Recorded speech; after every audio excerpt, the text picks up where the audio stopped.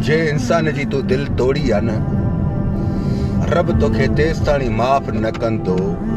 जेस ताणी तू उन खां माफ़ी न घुर। ॾिस न, तोखे अगले जी दिल तोड़न जो हुनर हुयो, अगले जी दिल तोड़ी, अगले खे तकलीफ़ ॾिनी, अगले जे अंदर में घाह कई, हाँ तोखे हुनर हुयो। हाणे अगलो इंसान भी तोखे पंहिंजो हुनर ॾेखारींदो, तोखे माफ़ करण में थोड़ी लेट कंदो। छो?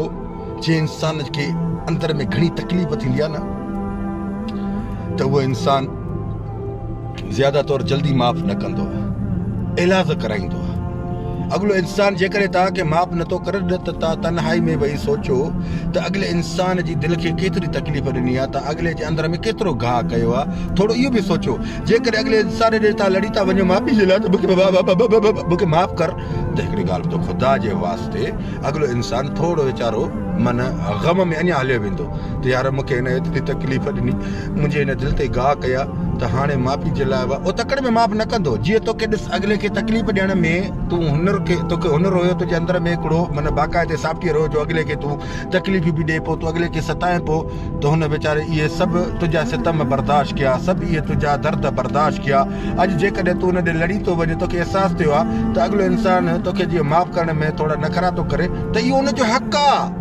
इहो हुनजो हक़ आहे, ख़ुदा जो कसम इहो हुनजो हक़ आहे। छो त हुनजे अंदर खे वॾी तकलीफ़ मिली, हुनजे अंदर खे वॾी हिकु अज़ियत, बेचैनी, बेक़रारी मिली। यादि रखो, अल्लाह जी ख़लक़ियल इंसान ज़ात, जेकॾहिं बि